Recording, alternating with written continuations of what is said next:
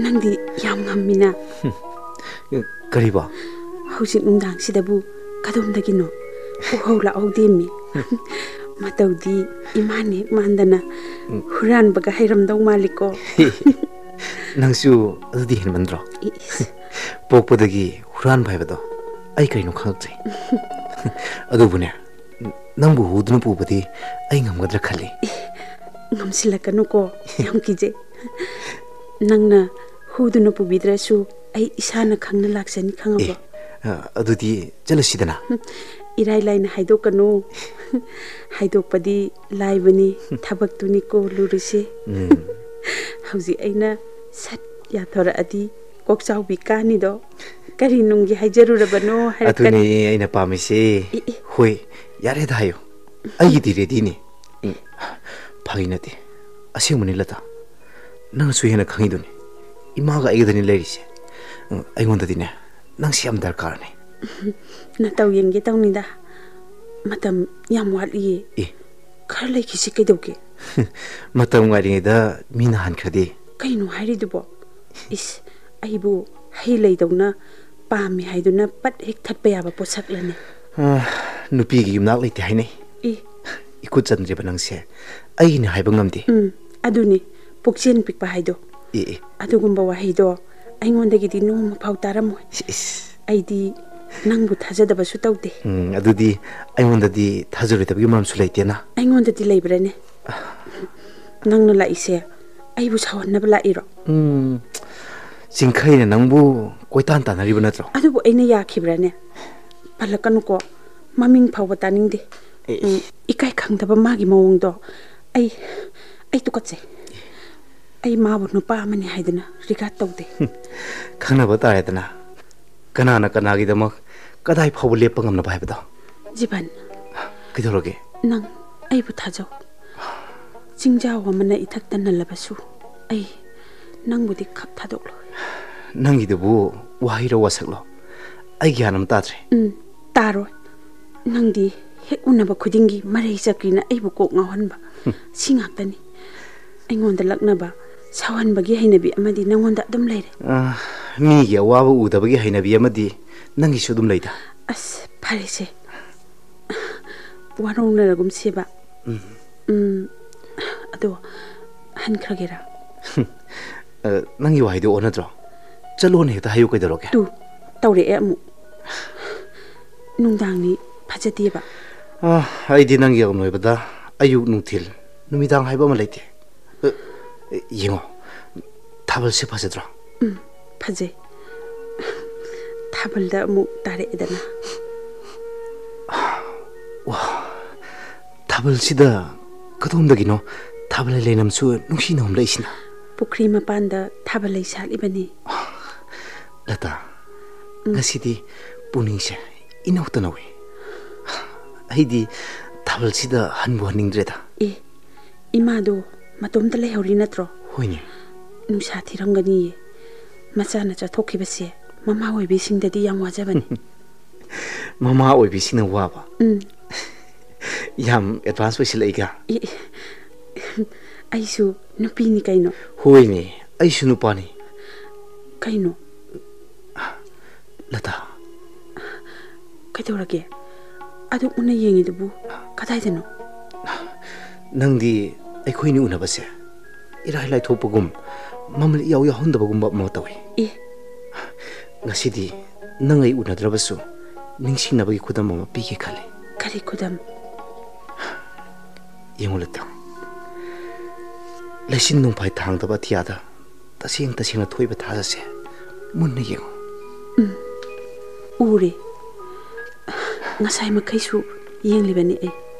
Asumna tabal phaba ningthijaba thajagi maithongse ꯍꯦꯛ ꯎꯕꯗ ꯅꯪ ꯑꯩꯕꯨ ꯅꯤꯡꯁꯤꯡꯉꯣ 지반 ꯑꯩꯁꯨ ꯅꯪꯕꯨ ꯅꯤꯡꯁꯤꯡꯒꯦ ꯂꯇꯥ 아두디 가리기노 ꯖꯒꯠꯅ ꯁꯤꯡꯊꯥꯅꯔꯤꯕ ꯊꯥꯖꯒꯤ ꯐꯖꯕꯅꯤ ꯑꯩ ꯃꯥꯒꯤ ꯃꯇꯤꯛ ꯃꯌꯥꯏꯕꯨ ꯂꯦꯝꯕꯈꯛ ꯃꯥꯟꯅꯤꯡꯗꯦ ꯖꯤꯕꯟ ꯂꯇꯥꯒꯤ ꯅꯨꯡꯁꯤ ꯃꯔꯤꯗꯁꯨ ꯊꯥꯖꯅ ꯈꯨꯗꯝ ꯑꯃ ꯑꯣꯏꯍꯟꯕꯗꯣ ꯑꯩ ꯄꯥꯝꯃꯤ Lata 타즈부 우자바 미급 코딩다 아이 낭부 소이드나 닝싱가니 낭수 아이부 닝싱무고 라타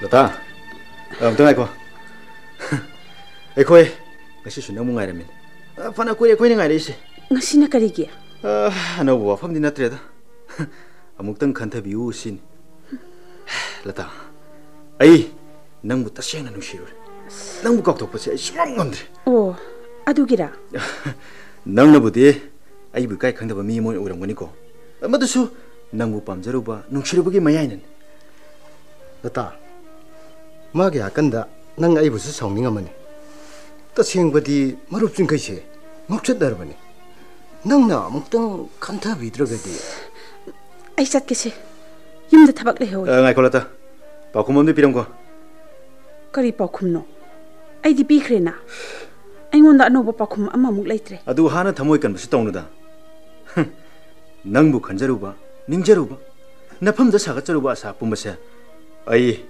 lemna manganbadi pamde lata नंगी वाफमसे जिंखगी इमा पापुंग फाउ योंगनरबने मखोइनदि नंगबु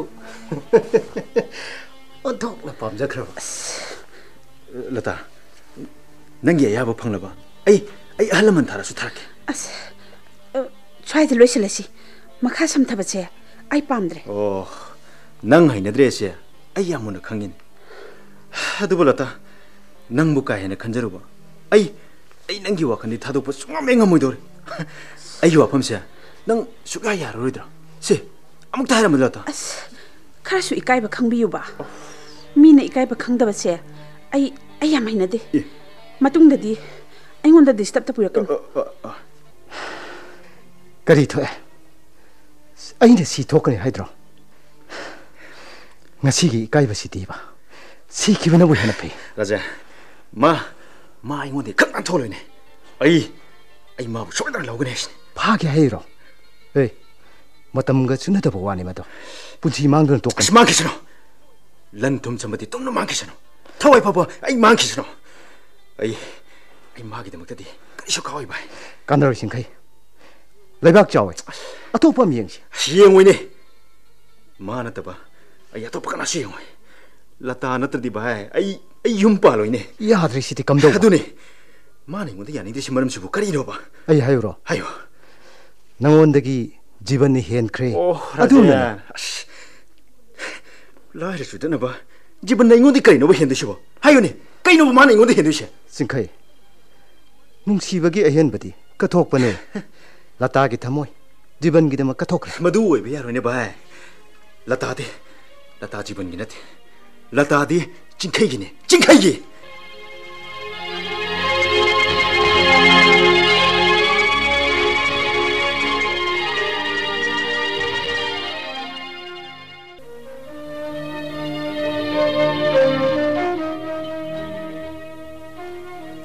जीवन वाफम अमगिदम अइना मुगने ये खनबसे याम कुइरबने करी वाफम अइगिसे पोस्ट दिनतेको रिक्वेस्ट ने लान नो एकता हिबि यानी अदोंगा लतागा मरि लेनेरिबदो अइसु यामुना खंजरे यारदि लताय वखनो ख थादक पिउना मरमदि अइना लताबु खंजरपसे याम कुइरबा असेंगबने सोमदगी ति लताबु निंगबसे मरुप सिंखैनि याम हेनख्रे ओ चिंखैगे सोइबा हाइबबु फोंदोखिदबदुने अदुदि मसादा हाइबिरोदा हाइबे अब हाइरे अदुदा नंगना मरम मोइदना मा यानिंग्द्रेनि अदुना निने माने याद्रे हाइबा अदुदि अइना दियाफम थो अदुने याबियुना हाइजरिसि असेंबने लतांतबा अतोपम यंबियो अइकोइसु अंगम मतेंग पांगजगे ꯅꯨꯡꯁꯤꯕꯁꯤꯕꯨ ꯅꯤꯔꯒ ꯄꯤꯅꯕ꯭ꯔꯣ? 와시대. 하이브도 리퀘스트 나테. 포스네. 아이모도 싱나버네. 마도 아이부 시다. 마도디 라니 집안. 고. 어이. 아두 그래 이놈한테 하이들 수야나. My name is 아이마부 라우나가 쇼이나 하는 거네. 호너비요. 아돔 수누빠네. 아돔기 삭티 레버디 라타부 로비코야. 아이쇼 가쇼 까이데 그네. 와펌시 얌란 쳇기도래 뭐. 라레버세. 아이나테. 아돔네. 아이기 누시바부 마말자 혼더버네. 라타기 와칸 타도뿐 가모로 시네트라. 지발 라타기 셋크라번 농시마리니네. 아이원다 가리엄나바 싱나버디 또비가나. 지바 와이도 가야암네 현전데버 파이. 아이네 밤바디 야닝디 하이버 빠콤도 아도 걱다네. 어이 싱너르디 능 얘기 람바스 나티네. 야래 여러 썰. 미부 미오네 우다바기 리처체. 마시 타도노바 파이코. 뭐 좁레드나. 낭기 플랜세. 야능다고 막다. 인무다 쳇브라니 예문이 바이 까나드레. 까나로. 미기 잘로 몰라게 싸게 합시부. 야범 톡pro. 마시 얘기 자예니니 바이. 사행 부모 마이티레다나. 마이티로이. 아잉원다 마이티블레 로이. 아이 마우 저가 그래. 따닝디 징가이. 누피기다 뭐미 할게 하이라. 아이부 다존이 바이. Promise that I will kill him. 에이. 능 뭐라고. 에이. 미 할라디 그동이 강아브라. 아와 밤다 타니 지엔다 레이로이. 마두기 플랜다. 아이나 하나 더 그래. 까나수 강은 원다나 아이네 마부 쇼르로 생기네. 아야 능게. 지발 할가부 라타 핵다 방너도. 까나로 징가이. 낭기 아빠 한바기 원나데 내버다나. 라타 미기오. 지발 레이트라디 라타 아이기 코데 그럼난 더가네. 아이기 아니 마빠마디 아이 리엠나 각도이네. 낭디 아이기 똥각데 일로. 징카이는 거 머석디도 낭 못내 경우 봐. 낭기다 뭐 아이슈 망고다. 기르버디 낭 시시않고 아이 까나수 시에나로니. 아도 봐. 너는 강거다 보면은 가리고 모아펌 시대 같이 등 리고 약라봐. 아이 낭원을 따이는 야신. 제로이다. 징카이는 시마 펌드네. 라제는 망타는 시란 거니. 아이 낭기다 뭐 마일레로. 또 부다부 누피기다 미 핫바 하비세. 나 아무튼 디칸다. 아이 강인이라제. 아이 강이. 아도 마신을 따고 방는 아무튼 아이블 람비우라 버시나. 아이 타박체 따이 퍼드나 빵토부터 이래 봐. 아이 마두다네. 짭 용을 랩러가디. 타박체 하도 방토부디 야로이. 말함디. 마땅 카라디 낭 라타기 마팜다기 랍톡부터. 그러게. 징카이는 라타기 와칸 타도 그래 하비세. 미암다 타잘라바 뚱다네. 타박도 빵토거든. 좀 이봐. 아이 낭기 찾아선 나오이. 낭 라타기다막 지발 핫바 따르바고. 아제. 아이 라타보 농시. 밤에. 라타보 또 비요 이키 바이버도. 아이 강มึง뭐이네 봐. 말하면더나. 아이 집은 뭐 하나 로신 뭐 따보니 봐.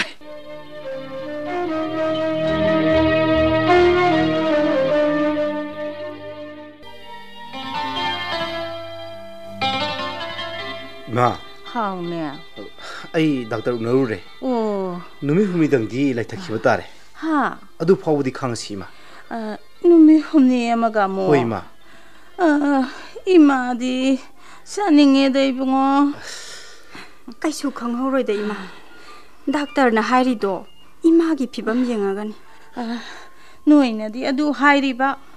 yumdo ko ina thado ning din hai ma dia yumdo ka shuta hodiye ai shu marmak ta dum chali dana yumda dia ma sak se sa thok na ba tawrasi sema ora ngai kho nga hak lai ra ga sa ge sa thau bona ra kaino puk se I than thalle nang bu sara abaro sara e ma sak sara ga ni la ise jiban se nang su waramani tumpham chafam khangamaro imagi seba se ngasidi iche lehorage nang yumda potha jaruro spaina adudi aishu haingam da leiram bai wani sakhi ma yengoi ngasidi nang yauri ngai da jiban gi wa makhana hongta ba yadre be ma aigi wa di kainui ma kari oine ge ꯌꯨꯝ ꯄꯥꯟꯕꯩ ꯋꯥꯅꯤꯗꯅ ꯑꯁ ꯅꯪꯕꯨ ꯅꯌꯨꯝ ꯄꯥꯟꯗꯅ ꯑꯁꯨꯝ ꯂꯩꯔꯒꯦ ꯍꯥꯏꯕ꯭ꯔꯣ ꯑꯁ ꯇꯣꯛꯑꯣꯕ ꯏꯃꯥ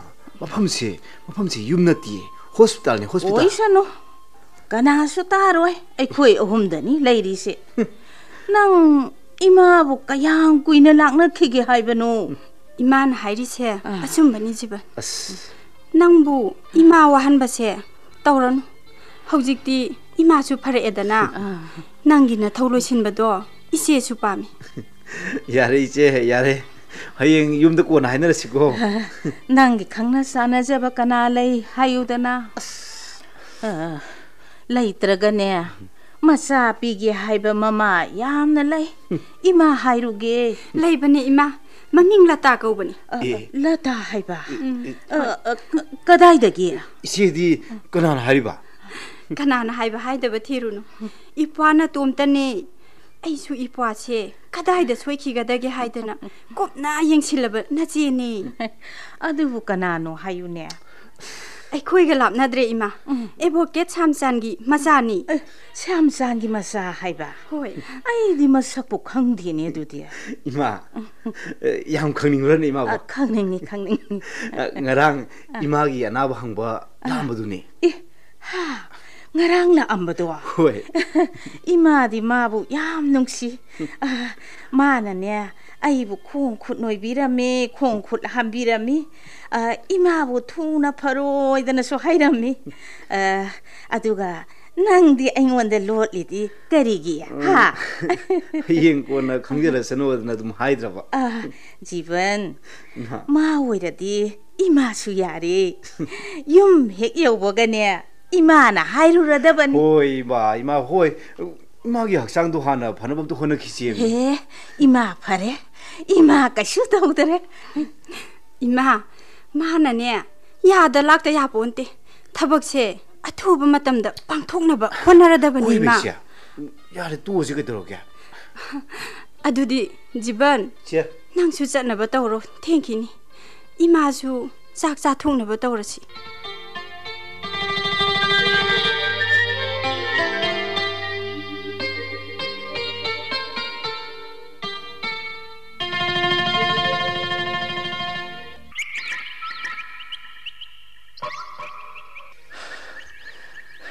징카이 이모 루리지 광 요리 시월 리 야비 야리 야래 바이 또시 어도 진콩는 꼬마시 말라 꼬이는 가이로시 나 사실요 바이 어도 마부 소이드는 딜라카니고 소이들 라까니 소이도 봐 호스피탈 안다네 마마기 만학때 마시에나 상호르가네 나는 염대 할까다보니 바래 바이 가이로시 락드레드나 ngasi numitda mabu phangna ba koiti thigane madu yadi karige ai koi gi secrecy ni kana su khangan da yab nati ai ne bai apa pa tak mat khamjilatre makoi ne bu wai mai det oil letra tab ta ko se lao sai marom si dane phamasi atopa mina su ai koi won ba yadi bai ado mi di loina roi ko loina roi matom da lakani lambi dagi yaurke di khangdi bai yaurok da bai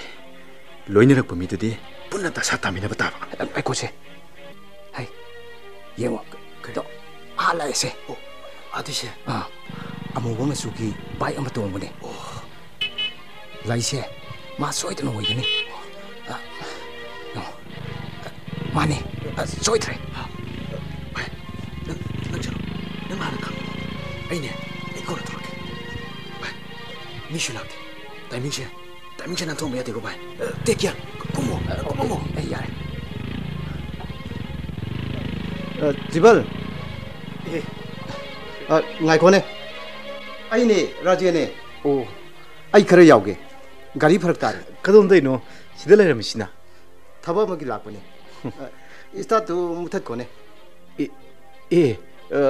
kaino gai so pasim bidu kaigino. 지번 ngashidi nang chen be yaro ayo kula shiure dana shiure dana 진짜 kakalo kaigino aina singkador sibo wa ngang na gada bu yam leine raje thoisi mokho punja krai nakuto piro thalo jien gi ga di kan ga jien dana suhin 지카이 그래 너희들시 하요 그래 너희들시 뭐 아이 마탁 다니지 아이 까끌로 아이 거리라로 하요 아이 거리라로 어이 아이 가로 아이 가로 꺼라 부여러니 시대수 마이너스 아이 가로 까끌 어디 뭐시 가리도 난 가리 칠로 지카이 능 아이부 라이브 된 또리는 능기시 미워보기 아무기 샷을 때나티 아이디 마이샤다 레이버네 낭나이나 가기도네 아이 라이키드라바디 아이기 마나까리 오해고나 해봐 능 마두바디 컨트롤 토이고 아이 문나 강해 아이기슈 마레리바 와품지 능의 야나바기 마카 양보라 능나 강가다 보면은 아이디 아이가 능가 빠무도 kakpangto tabiati kare ayo sikom chura ba sikom chura dana se nangi mongponggi demak aini tauri ba ai khange nangna pamle ba si ai bu hat panatra mane nang bu hat pane kare hoji chuma tamle naron chumadi ai nang bu shwaja thadokan lata gi wakhan thadokke haradi ai nang bu shwaja kan bigan lataagi wakal thadokpa aina lataagi wakal thadokpa thawai gi damak nungsibi othokadaba misakta aidi nate ai nangi khutchalabani nangi apamado madubak pangtho nangi si thawai dagi shu imadagi shu nungsibi ne heli sinatra hele nungsibi ne punamak dagi hele halo 징카이 난 아이부 할로 sakare loiramda mi kupsida nangi hanim kai modugi matum phogoda ina mor shoytra pigane ayo 아이 하이는 봐 해 뿌리마 타자 호직디 낭나더나 아이 건 할래지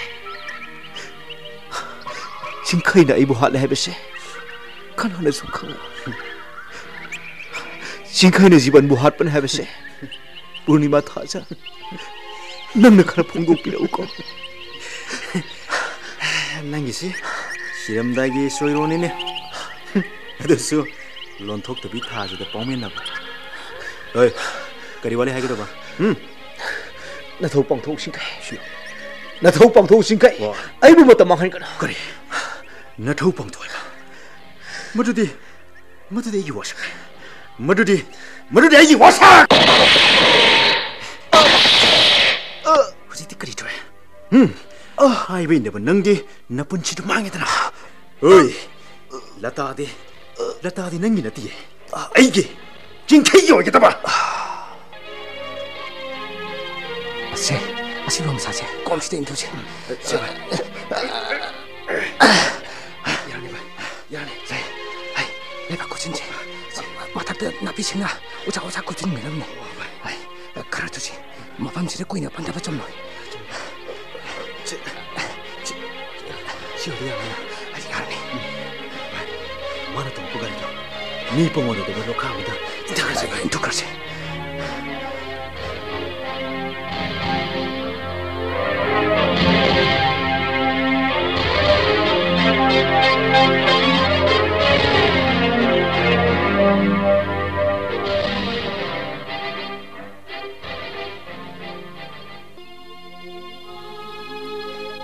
Ima, Bima, nang la ibra. hoi ima. 체 탐질루 체용글라 보이겠니? Hoi. 현상 나비 그러지 여러분이. 이마부 짝 자라브라. Jare. 이마 학장도 속신나 우래. 마세 아이코이기 라이브다 땀람바나니. 누아이따바 타돌라시.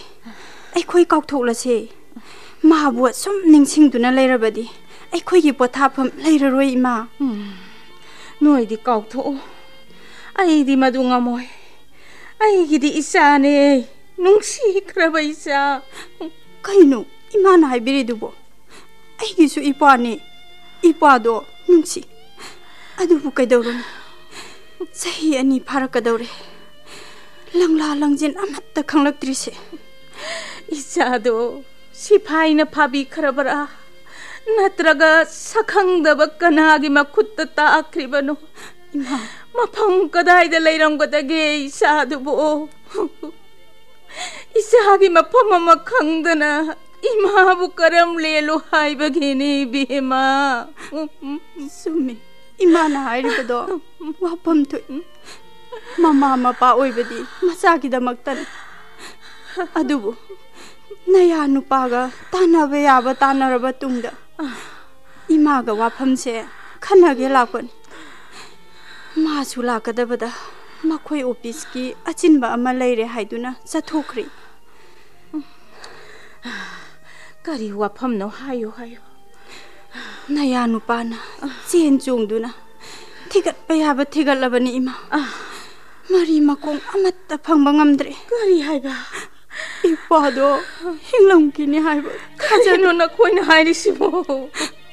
Ai koi ki sulaman tondana ba. Ngamjaba kharadam. Magi mathau mangam pangthok pikrasi ima. Kari no. Maduna magida mawajabase karama kaidi saparagani maduna parani ima madu yaroi na koina hairi bado icharu sikre haibane ima sikre haibagi parman bu na koi phangla bara haiba phangde hayone kumo phangdi ima adudi hingliba mi bu chora chona bara Madu hongna dabani Icha side hingli Icha side Icha lakwane Mama inangay riba se Icha lakini Madusu imana yabi nindragadi Wapam mamataga haijagi Masimadi yabi yu ima Karino hayo Karino Imana sida itomta tarak laibase ai khoi yam nungaite matam kharadi ai khoi punna amu lairusi ima karino na koina hairi do yum inkhon si su kaidana ba ai khoina adum yingsingani ye ima adusu ima yaba ngamoy na koina hairi ba do ima bu nungsi duna hairi bani haiba ima khange adu ima di yum sidagi kakhento Isana saja na ba yung sida punsi su longki gadi Ima munna mukta khanta bigo Ima gi awaba na taw ai khoi bu karam yengu haibage ai khoi khwai leina miyam na su ima bu kana leijadaba oina ukhini ni ima Sano ai na isa bu ningjabadi miyam na kangwiramoy na koi sui bema imagi damang nungai tabak kari su tau kano ima manna mukta khantha ko naya nu pa na su kanna hairak pawa phamni imagi dama ai khoi su yang wai saki ima warau kano ai madu ya bangamoy ima isado yum si yam na ningja kibani Doctor da imagi seba taujarambani Yuming singani sakibadagi isado halakidabani Siban Imagi siban Isaw mapangkaray da laibagi Kuhire da kuhisagi nawa na pautaki-daba Imana nang ungairi hey imagi bungo Tuhoy ma La oyom dahalo Imagi waw si kualaro Imagi si bar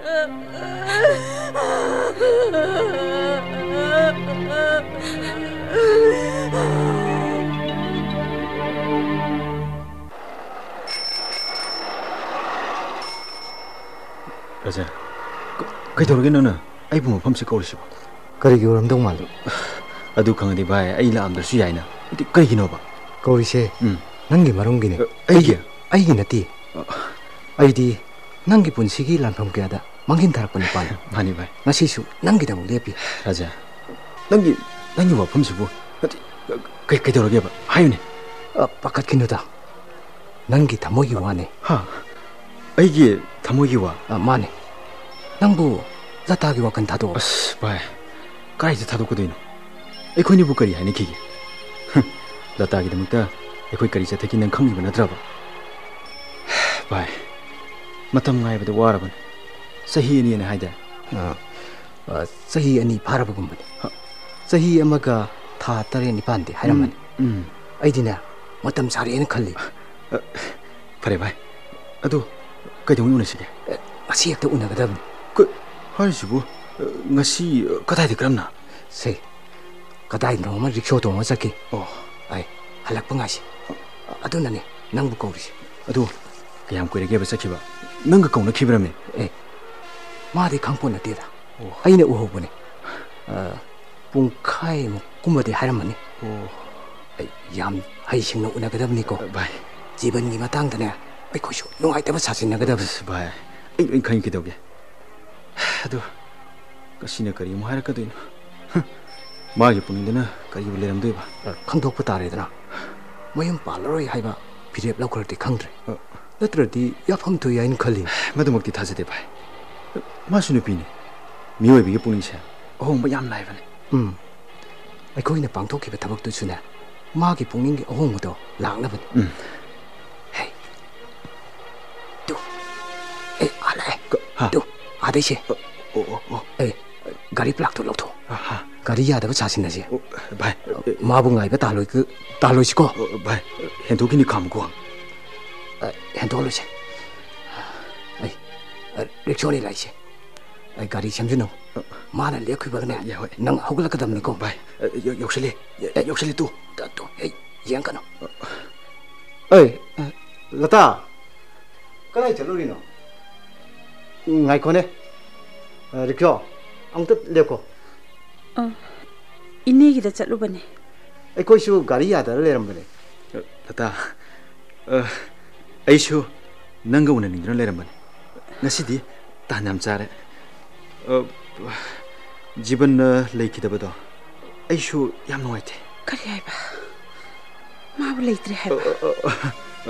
ꯍꯣꯏ, ꯃꯁꯤ ꯑꯩꯅ ꯈꯪꯎꯔꯨꯕꯗꯤ ꯅꯠꯇꯦꯀꯣ. ꯃꯤꯌꯥꯝꯒꯤ ꯃꯣꯠꯅꯦ. ꯃꯤꯌꯥꯝꯅꯗꯤ ꯃꯥꯕꯨ ꯂꯩꯇ꯭ꯔꯦ ꯍꯥꯏꯅ ꯂꯧꯅꯔꯦ. ꯂꯩꯔꯕꯗꯤ ꯑꯁꯨꯛ ꯀꯨꯏꯕꯁꯤ ꯃꯥꯕꯨ ꯀꯗꯥꯏꯗ ꯂꯩꯔꯝꯒꯗꯒꯦ? ꯅꯍꯥꯟꯅ ꯊꯣꯛꯄ ꯌꯥꯔꯦꯅ. ꯃꯁꯤ ꯃꯥ ꯈꯛꯀꯤ ꯋꯥꯁꯨ ꯅꯠꯇꯦ. ꯃꯐꯝꯁꯤꯗ ꯃꯐꯝ ꯈꯪꯗꯅ ꯃꯥꯡꯈꯤꯕ ꯃꯤꯒꯤ ꯃꯁꯤꯡꯁꯦ ꯌꯥꯝꯂꯕꯅꯤ. ꯂꯇꯥ, ꯖꯤꯕꯟꯒ ꯅꯪꯒ ꯂꯩꯅꯔꯝꯕ ꯑꯆꯦꯠꯄ ꯃꯔꯤꯗꯨꯗꯤ ꯑꯩꯁꯨ ꯑꯌꯦꯠꯄ ꯄꯤꯅꯤꯡ ꯄꯤꯔꯣꯏꯅ ꯈꯜꯂꯨꯔꯕꯅꯤ.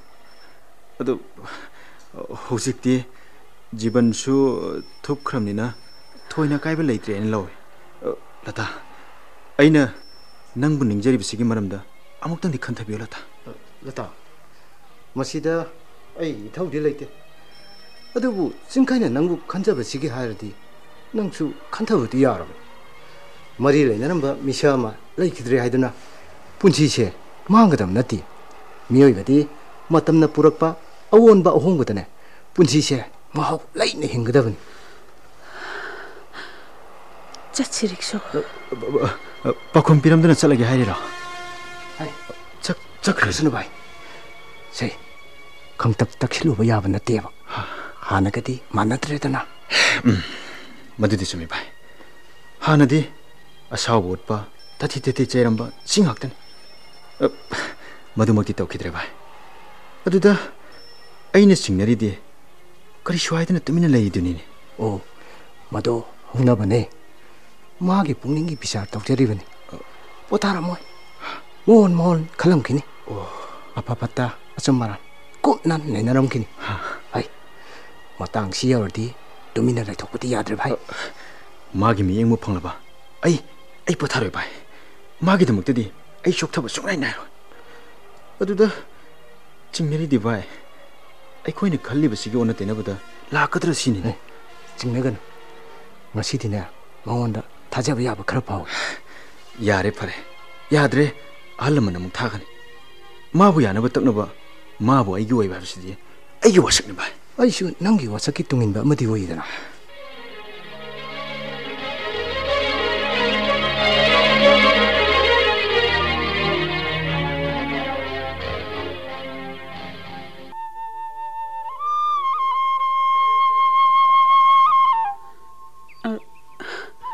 ꯆꯥ ꯂꯩꯔꯦ ꯀꯗꯥꯏ ꯕꯕꯥꯒꯤꯗꯤ ꯄꯤꯈ꯭ꯔꯕꯣ ꯄꯤꯈ꯭ꯔꯦ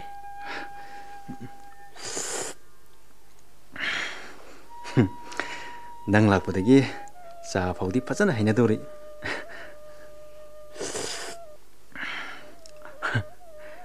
ꯑꯗꯣ ꯉꯁꯤꯗꯤ ꯅꯣꯡꯃꯥꯏꯖꯤꯡꯅꯦ ꯁꯤꯅꯦꯃꯥ ꯌꯦꯡꯉꯨꯁꯤꯔꯥ ꯌꯦꯡꯉꯣꯏꯁꯤꯗ ꯇꯤꯚꯤꯗ ꯑꯗꯨꯝ ꯌꯦꯡꯉꯤꯁꯤꯗꯤ ꯑꯗꯣ ꯐꯤꯔꯣꯜ ꯑꯅꯧꯕ ꯈꯔꯁꯨ ꯂꯩꯕ ꯌꯥꯏꯗꯅ ꯐꯤꯔꯣꯜꯁꯨ ꯃꯔꯥꯡ ꯌꯥꯝ ꯀꯥꯏꯔꯤꯗ ꯐꯔꯦ ꯑꯗꯨꯗꯤ ꯁꯅꯥ ꯈꯨꯗꯣꯞꯇꯨ ꯑꯃꯒ ꯍꯥꯞꯆꯤꯜꯂꯁꯤ ꯁꯅꯥ ꯁꯥꯔꯨꯁꯤꯅ ꯑꯗꯨꯁꯨ ꯌꯥꯔꯦ ꯂꯛꯖꯔꯤꯁꯦ ꯑꯩ ꯑꯗꯨꯛ ꯍꯥꯛꯅ ꯄꯥꯝꯗꯦꯗ ꯅꯨꯄꯤꯅ ꯁꯅꯥ ꯄꯥꯝꯗ꯭ꯔꯕ ꯅꯪꯒꯤꯁꯤꯕꯨ ꯏꯀꯣꯅꯣꯃꯤꯛꯀꯤ ꯋꯥꯔ ꯅꯠꯇ꯭ꯔꯒꯅ ꯑꯩꯅ ꯊꯣꯟꯕꯤ ꯈꯣꯠꯄꯤꯕꯒꯥꯁꯤ ꯏꯄꯥꯝ ꯄꯥꯝꯗꯕꯒꯤ ꯋꯥ ꯀꯩꯅꯣ ꯍꯥꯏꯔꯤꯗꯨꯕꯣ ꯁꯦꯚꯤꯡ ꯇꯧꯍꯧꯁꯦ ꯃꯗꯨꯅ ꯄꯨꯝꯅꯃꯛꯀꯤ ꯑꯐꯕ ꯑꯣꯏꯅꯤ ꯑꯣ ꯏꯀꯣꯅꯣꯃꯤꯛ ꯑꯩꯁꯤ ꯏꯅꯥꯛ ꯈꯨꯟꯗꯧꯔꯤ ꯂꯛꯁꯃꯤ ꯃꯩꯅꯥꯛꯇ ꯆꯥꯎꯅ ꯂꯩꯔꯕꯅꯤꯅ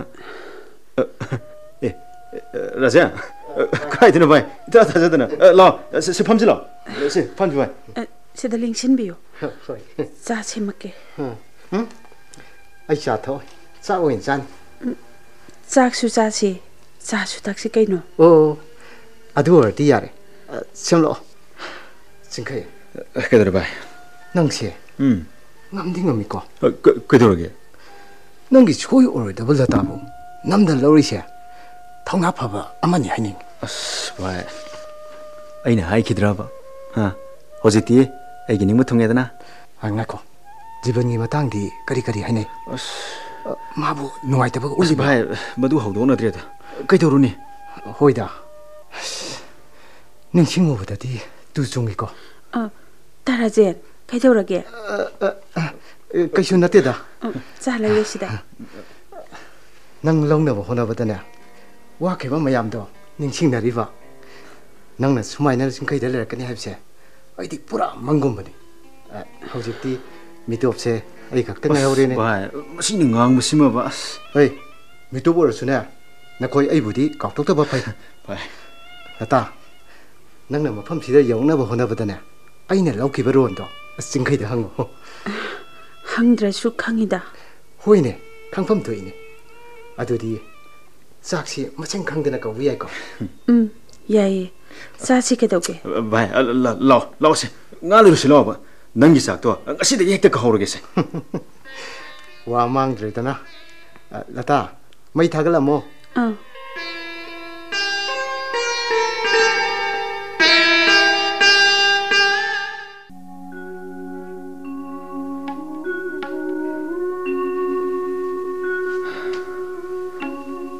ꯃꯁꯤꯁꯤꯕꯨ ꯄꯨꯔꯅꯤꯃꯥ ꯍꯥꯏꯗꯨꯔꯥꯅꯦ ꯊꯥꯒꯤ ꯃꯀꯣꯏ ꯃꯥꯟꯅꯩ ꯃꯄꯨꯡꯁꯨ ꯄꯥꯏ ꯃꯥꯅꯦ ꯂꯇꯥꯅ ꯄꯨꯔꯅꯤꯃꯥ ꯃꯔꯨꯞ ꯇꯥꯏꯁꯨ ꯍꯥꯏꯈꯤꯀꯣ ꯅꯨꯄꯥꯗꯣ ꯀꯥꯎꯕ ꯌꯥꯗꯦ ꯊꯥꯁꯤ ꯎꯔꯒ ꯍꯦꯛꯇ ꯅꯤꯡꯁꯤꯡꯉꯛꯄ ꯅꯣꯡꯃꯗꯣꯟ ꯑꯇꯤꯌꯥꯗ ꯅꯥꯏꯇꯣꯝ ꯊꯣꯛꯂꯤꯕ ꯊꯥꯁꯤ ꯁꯤꯕꯨ ꯃꯥꯅ ꯃꯥꯒꯤ ꯈ꯭ꯋꯥꯏꯗꯒꯤ ꯅꯛꯅꯕ ꯃꯔꯤ ꯃꯇꯥꯒꯨꯝ ꯄꯥꯎꯃꯤꯜꯂꯝꯕꯗꯣ ꯑꯉꯛꯄ ꯍꯥꯏꯗꯨꯅꯤ ꯇꯧꯔꯤꯁꯤ ꯃꯥꯒꯤ ꯍꯧꯅꯕꯤꯁꯤ ꯑꯃꯨꯛ ꯀꯔꯤꯅꯣꯅꯦ ꯃꯥꯅ ꯃꯨꯔꯨꯝ ꯃꯨꯔꯨꯝ ꯁꯣꯟꯗꯨꯅ ꯂꯩꯔꯤꯁꯤꯕꯨ ꯃꯥꯒꯤꯁꯤꯕꯨ ꯉꯥꯎꯗꯨꯅꯒ ꯆꯠꯀꯗꯧꯔꯤꯕ ꯖꯥꯠꯂꯥ ꯑꯩꯅ ꯎꯔꯤꯕꯁꯤ ꯃꯁꯤꯡ ꯈꯪꯗ꯭ꯔꯕꯅꯤ ꯀꯔꯤꯅꯣ ꯍꯪꯕꯁꯨ ꯇꯥꯛꯇꯦ ꯃꯥꯅ ꯊꯣꯛꯄ ꯆꯣꯏꯇ꯭ꯔꯪ ꯕꯗꯪ ꯄꯉꯥꯡꯗ ꯉꯥꯡꯉꯤ ꯑꯩ ꯅꯨꯡꯁꯥ ꯊꯤꯖꯤꯜꯂꯛꯑꯦ ꯉꯁꯤꯗꯤ ꯇꯥꯛꯇ ꯂꯥꯛꯇꯕꯒ ꯌꯥꯔꯔꯣꯏ ꯀꯔꯤꯅꯣ ꯍꯥꯏꯕꯗꯣ ꯑꯩ ꯆꯞ ꯆꯥꯅ ꯈꯪꯗꯣꯛꯂꯒꯦ ꯀꯩꯅꯣ ꯇꯧꯕꯤꯔꯤꯁꯤꯕꯣ ꯁꯨꯃꯥꯡ ꯃꯇꯣꯟꯁꯤꯗ ꯀꯧꯕ ꯂꯪꯕꯒ ꯑꯃꯠꯇ ꯇꯥꯗꯕ ꯃꯈꯩ ꯅꯪ ꯑꯩꯕꯨ ꯀꯧꯈꯤꯕ꯭ꯔꯥ ꯉꯥꯏꯈꯣ ꯂꯥꯛꯑꯣ ꯐꯝꯊꯔꯛꯑꯣ ꯌꯦꯡꯉꯣ ꯊꯥꯁꯤ ꯐꯖꯕ꯭ꯔꯥ ꯐꯖꯩ ꯀꯩꯗꯧꯔꯒꯦ ꯊꯥꯒꯤ ꯐꯖꯕꯁꯦ ꯃꯤꯄꯨꯝ ꯈꯨꯗꯤꯡꯅ ꯈꯪꯅꯔꯕꯅꯤ ꯃꯁꯤ ꯃꯔꯣꯟꯗꯤ ꯊꯣꯛꯇꯦꯀꯣ ꯀꯩꯅꯣ ꯍꯥꯏꯕꯤꯔꯤꯗꯨꯕꯣ ꯑꯩꯗꯤ ꯍꯦꯛꯇ ꯅꯣꯛꯅꯤꯡꯉꯦ ꯊꯥꯖꯕ ꯎꯔꯒ ꯑꯩꯗꯤ ꯍꯦꯛꯇ ꯅꯣꯛꯅꯤꯡꯉꯦ ꯍꯩꯗꯦꯗ ꯅꯪꯕꯨ ꯉꯥꯎꯔꯕ꯭ꯔꯥ ꯀꯩꯅꯣ ꯑꯍꯜ ꯂꯃꯟꯁꯤꯡꯅ ꯅꯨꯃꯤꯠ ꯊꯥꯁꯤꯗꯤ ꯏꯁꯣꯔꯃꯛꯅꯤ ꯍꯥꯏꯗꯅ ꯂꯥꯠꯅꯔꯤꯕꯅꯤ ꯑꯗꯨꯝꯅ ꯀꯔꯦꯝꯅꯕꯤꯕ ꯐꯠꯇꯦ ꯏꯁꯣꯔ ꯅꯪꯁꯨ ꯃꯗꯨꯗ ꯊꯥꯖꯕ꯭ꯔꯥ 미오이번에 공다라보 마품 콘다하게 호너리버 그라시부 이쇼니 하이키시라 임인나 이콩나 우레 칸게 하이두나수 타오이다바디 란가니 말렘시다 마코이나 암암 앙안 카이비리바니 마코이기 망알다 아이코이시에 땅자리바니 오 라다 타디 마사기 망알 레이티네 능 까오러브라 누밋기 망아나 예이베다 탁도록바 망아나 말렘나 따리바니 하이비시보 아두웨라수 mahak leiri haibadi ekoi da khanghali dana amarom da ekoi bu pangal hapiri lamjing lamtak piri nangi wasidi mana hairam baduga honthongna mana kreta kari no mana riba bo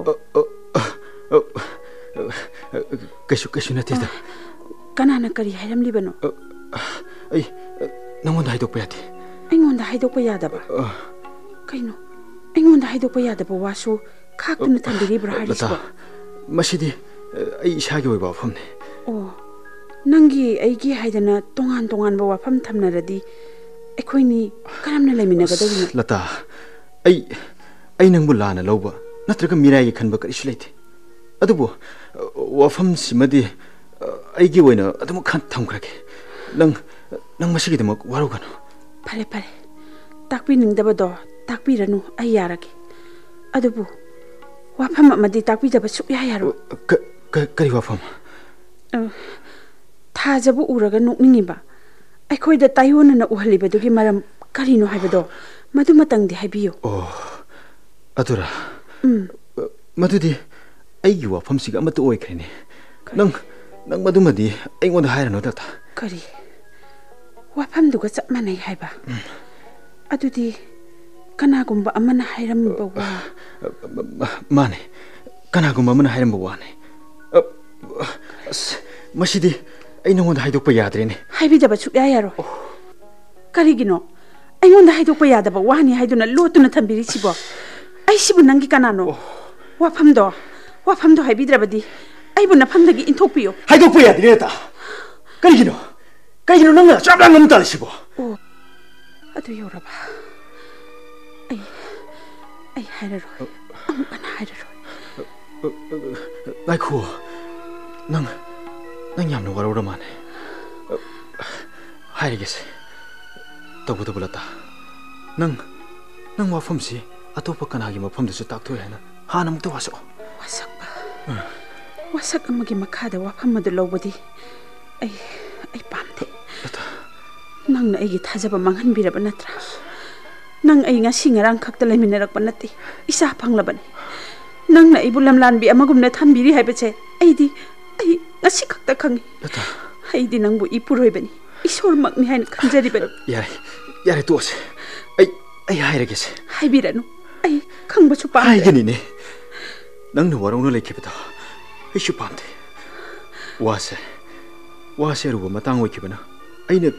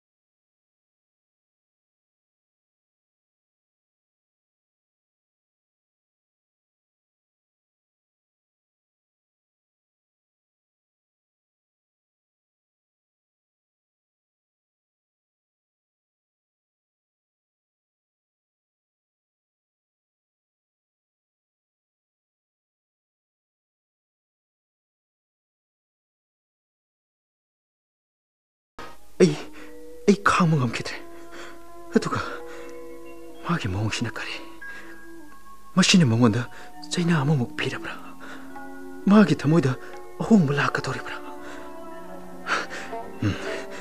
ꯄꯨꯝꯅꯃꯛ ꯑꯣꯏꯁꯅꯨ ꯑꯩ ꯀꯔꯤꯝꯇ ꯆꯤꯡꯅꯗꯦ ꯍꯧꯖꯤꯛꯇꯤ ꯃꯥ ꯑꯩꯒꯤ ꯈꯨꯠ ꯆꯜꯂꯦꯗꯅ ꯑꯩꯒꯤ ꯃꯔꯝꯒꯤꯗꯃꯛ ꯖꯤꯕꯟꯒꯤ ꯄꯨꯟꯁꯤ ꯂꯣꯏꯈ꯭ꯔꯕ ꯄꯥꯎ ꯑꯁꯤꯅ ꯑꯩꯕꯨ ꯂꯩꯇꯥꯍꯟꯗ꯭ꯔꯤꯕꯁꯤꯅ ꯀꯔꯤꯒꯤ ꯑꯄꯣꯛꯄꯤ ꯃꯃꯥꯅ ꯑꯣꯏꯔꯝꯒꯗꯕꯅ ꯀꯔꯤ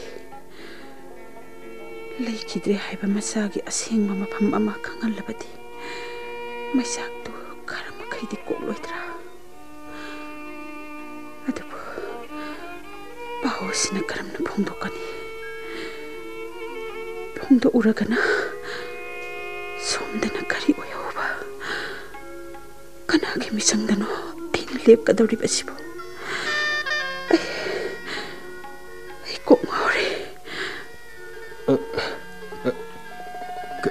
ꯀꯩꯗꯧꯔꯦ ꯆꯥꯂꯨꯛ ꯃꯄꯥꯟꯗ ꯎꯪꯗꯨꯅ ꯂꯩꯔꯗꯤ ꯀꯩꯁꯨ ꯇꯧꯗꯦ ꯂꯥꯛꯑꯣ ꯆꯥꯔꯁꯤ ꯅꯪ ꯂꯥꯛꯄ ꯉꯥꯏꯔꯝꯕꯅꯤ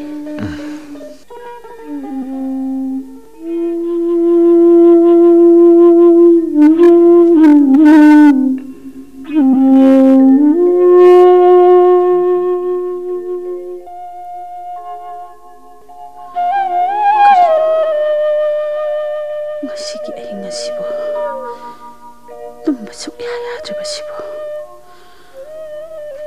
ꯊꯣꯡꯅꯥꯎ ꯑꯁꯤ ꯍꯥꯡꯗꯣꯛꯀꯦ ꯑꯌꯤꯡꯕ ꯅꯨꯡꯁꯤꯠ ꯈꯤꯇꯪ ꯂꯥꯛꯄ꯭ꯔꯥ ꯌꯦꯡꯒꯦ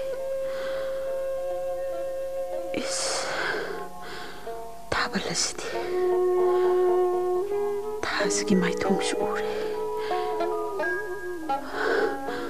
ꯉꯁꯤꯁꯨ ꯃꯥꯕꯨ ꯅꯤꯡꯁꯤꯡꯍꯜꯂꯦ ꯊꯥꯖꯒꯤ ꯈꯣꯡꯆꯠꯇꯤ ꯀꯥꯏꯗꯅ ꯆꯠꯂꯦ ꯑꯗꯨꯕꯨ ꯃꯥꯒꯤ ꯄꯨꯟꯁꯤꯗꯤ ꯂꯣꯏꯈ꯭ꯔꯦ ꯑꯃꯨꯛ ꯍꯟꯅ ꯂꯥꯛꯂꯔꯣꯏ ꯀꯩꯅꯣ ꯅꯠꯇꯦ ꯑꯩꯒꯤ ꯋꯥꯈꯜ ꯂꯥꯜꯂꯦ ꯑꯩ ꯌꯨꯝ ꯄꯥꯜꯂꯕꯤꯅꯦ ꯃꯥꯕꯨ ꯀꯥꯎꯊꯣꯛꯄ ꯆꯨꯝꯃꯦ ꯑꯗꯨꯕꯨ ꯃꯥꯅ ꯄꯤꯔꯝꯕ ꯅꯤꯡꯁꯤꯡ ꯈꯨꯗꯝ ꯑꯁꯤꯗꯤ ꯂꯦꯡꯗꯅ ꯂꯩꯍꯧꯔꯤ ꯑꯩꯅ ꯃꯥꯕꯨ ꯀꯔꯝꯅ ꯀꯥꯎꯊꯣꯛꯀꯅꯤ ꯌꯦꯡꯂꯔꯣꯏ ꯊꯣꯡꯅꯥꯎ ꯑꯁꯤ ꯂꯣꯟꯁꯤꯜꯂꯒꯦ ꯑꯩ ꯃꯥꯕꯨ ꯀꯥꯎꯊꯣꯛꯂꯒꯦ ꯂꯇꯥ ꯀꯩ ꯅꯪ ꯇꯧꯔꯤꯗꯣ ꯉꯁꯤꯁꯦ ꯌꯥꯝ ꯑꯣꯜꯂꯥꯡꯉꯦ ꯊꯣꯡꯅꯥꯎꯁꯤ ꯍꯥꯡꯗꯣꯛꯂꯒ ꯑꯌꯤꯡꯕ ꯅꯨꯡꯁꯤꯠ ꯐꯪꯕ꯭ꯔꯥ ꯌꯦꯡꯂꯝꯕꯅꯤ ꯑꯗꯨꯝꯅ ꯊꯩꯗꯣꯛꯀꯅꯨ ꯑꯩ ꯂꯣꯏꯅ ꯈꯪꯉꯦ ꯅꯪꯒꯨꯝꯕꯒꯤ ꯋꯥꯈꯜ ꯂꯤꯆꯠꯄꯨ ꯑꯩꯅ ꯈꯪꯉꯣꯏꯗꯕꯒꯤ ꯃꯔꯝ ꯂꯩꯕ꯭ꯔꯣ ꯀꯔꯤꯅꯣ ꯁꯦꯅ ꯈꯨꯝꯃꯨ ꯊꯣꯡꯅꯥꯎ ꯍꯥꯡꯇꯣꯛꯂꯒ ꯊꯥꯖꯕꯨ ꯌꯦꯡꯉꯒ ꯀꯅꯥꯒꯤ ꯋꯥꯈꯜ ꯆꯤꯡꯁꯤꯜꯂꯤꯅꯣ ꯀꯩꯅꯣ ꯍꯥꯏꯕꯤꯔꯤꯗꯨꯕꯣ ꯑꯣꯟꯅ ꯇꯩꯅꯕ ꯋꯥꯗꯣ ꯑꯩꯉꯣꯟꯗ ꯇꯥꯛꯄꯤꯒꯅꯨ ꯑꯌꯤꯡꯕ ꯅꯨꯡꯁꯤꯠ ꯄꯥꯝꯃꯗꯤ ꯊꯣꯡꯅꯥꯎꯗꯣ ꯍꯥꯡꯗꯣꯛꯎꯅꯦ ꯀꯔꯤꯒꯤ ꯑꯃꯨꯛ ꯂꯣꯟꯁꯤꯜꯂꯤꯕꯅꯣ ꯍꯥ ꯀꯔꯤꯒꯤ ꯂꯣꯟꯁꯤꯜꯂꯤꯅꯣ ꯌꯥꯔꯦꯁꯦ ꯇꯣꯛꯄꯤꯔꯣ ꯇꯨꯝꯅꯕ ꯇꯧꯔꯁꯦ ꯊꯦꯡꯉꯕꯅꯤ ꯍꯧꯖꯤꯛꯇ ꯊꯦꯡꯉꯦ ꯍꯥꯏꯕ ꯈꯪꯕ꯭ꯔꯥ ꯍꯥ ꯉꯁꯥꯏ ꯃꯈꯩꯗꯤ ꯈꯪꯗꯕ ꯑꯍꯤꯡ ꯅꯣꯡꯌꯥꯏꯁꯤ ꯐꯥꯎꯕꯗ ꯀꯅꯥꯒꯤ ꯋꯥꯈꯜꯗ ꯇꯨꯝꯕ ꯆꯪꯗꯅ ꯊꯥꯕꯜ ꯃꯩꯁꯥ ꯈꯥꯡꯂꯤꯕ ꯀꯔꯤꯅꯣ ꯑꯩ ꯚꯥꯞ ꯇꯥꯕ ꯉꯝꯗ꯭ꯔꯦ ꯑꯗꯨꯒꯨꯝꯕ ꯋꯥꯍꯩꯕꯨ ꯍꯥꯏꯕ ꯍꯧꯅꯕ꯭ꯔꯣ ꯑꯩꯁꯦ ꯅꯪꯒꯤ ꯅꯨꯄꯤꯅꯤ ꯑꯣ ꯑꯗꯨ ꯐꯥꯎꯗꯤ ꯈꯪꯕ꯭ꯔꯥ ꯑꯗꯨ ꯑꯣꯏꯔꯕꯗꯤ ꯅꯪꯒꯤ ꯋꯥꯈꯜꯗ ꯃꯤꯠꯌꯦꯡꯗ ꯑꯍꯣꯡꯕ ꯀꯩꯁꯨ ꯂꯩꯔꯣꯏꯗꯕꯅꯤ ꯀꯅꯥꯒꯨꯝꯕ ꯑꯃꯠꯇꯒꯤ ꯋꯥꯈꯜꯗ ꯅꯪꯉꯣꯟꯗ ꯀꯩꯗꯧꯉꯩꯗ ꯃꯃꯤ ꯇꯥꯔꯣꯏꯗꯕꯅꯤ ꯑꯗꯣ ꯃꯗꯨ ꯅꯪꯗꯤ ꯅꯠꯇꯦ ꯑꯩꯕꯨ ꯀꯅꯥꯒꯤ ꯋꯥꯈꯜ ꯈꯟꯒꯗꯧꯔꯤꯕꯅꯣ ꯍꯥꯏꯕꯤꯌꯨꯅꯦ 시크라바 마기 와칸다 마이샤 강해봐 에이 문나 강이네 징카이 머두는 말은 뭐이드나 에이기 타모이드기 능 랍토케가도 머두 보이 톡바 야바 와라 뽕나 막 하우크레 마탐나 뿌크레 아이 카리수 누가이다바 레이티 아이디 낭기 나름 톱드는 레이리베 아이부 라나 칵 로비가노 낭 아이 장두나 이샤기 마라이박 랩가더리 이샤기 강대 낭기 나라이부 랩잖아봐 하나 호나코 징카이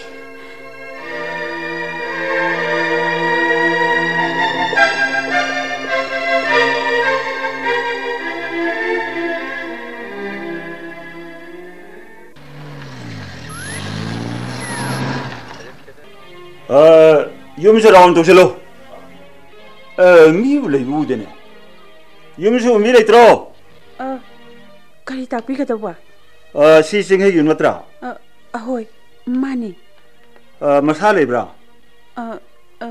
lay kedore tumba hugatri asuk thenga pho somna singhe gi nupi mani sa mingna kari lata kawi kari thabaki ngasi dagi sahi mari manga gi mamangi ke samagi mabu ko bola ko ne singhe do hodoro thoro ayo hey nu cheksel ko singini manunda khaleo tari bro tabiri bro awkalo mapanda thoro hairi kanana police mayam ama lai kari ge khangdi hangsila singhe natra mani sa kari maram gi manam sidia ni sawala ni ne ngakpi gi ni sa hey opi paul sa si roselo aibu gyalam tadre kai lerege sa office yaura khangani lata siong sa si akhoi gari da muk thilaka da bane nati sir akhoi bu thadok piramu kari maramgi mabu phabi ga dawri bano mahak phakhrabadi icha pichaksiga aidi karamna lehogani hey sasi thank you ni agam du boselo no pa do khul biselo ay gari ka halo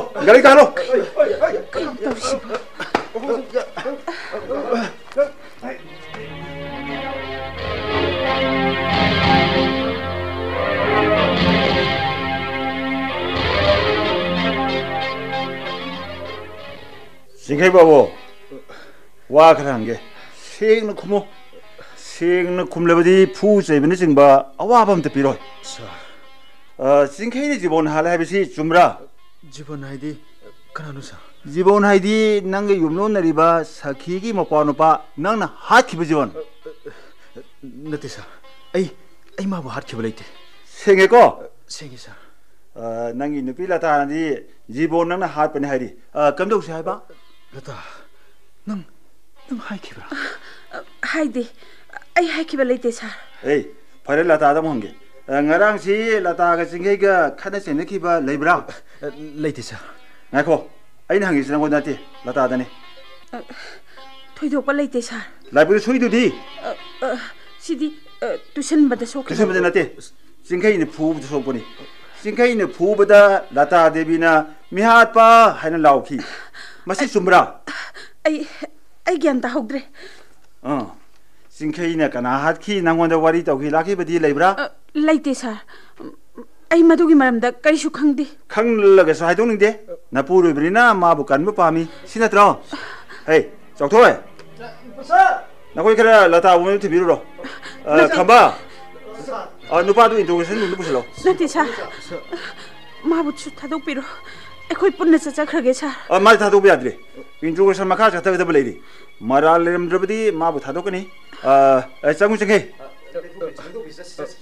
hey tablet ka lo upu mami sugin jalo misa changhe aseng ba kum pi drabani na chaina khadi khang ta na phu maron chamjo phu Jibon hatbra ai hati sa Jibon nang na hatbra ayo ai chira hate hatbra ai hai lagi sa ai bu phubiro na sa ai hai lagi nari ni mata adre so ayo sing na rabdi kesu toroi jibon nang hatbra na tera mani sa ai na hatbra kanang na yoi Rajen ko ba imar bom yawi sa ma ha ga da kari maragun maram gi tamta ma bhali bana lata lo bi ana bagi tama ai ma ba har khibani sa ni pi lo no bai tamta ni ha tu ngamba na bu phari ne asi ma sa di kara thang re sa punjin khasa ma phan ni khangi bra khangji sa madu nang puthok ka dawni madu nang na puthok ka dawni ko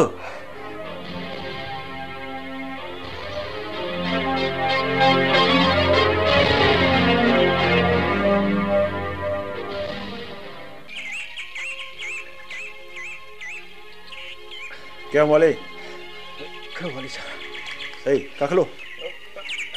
진득시다. 그냥 뭐하는 가람이는 에이, 걔들아. 리프트 열어봐. 수아 시드니 사 에이, 쏴기 딱 봐요. 레이브레용. 마 일자가 있다 거기.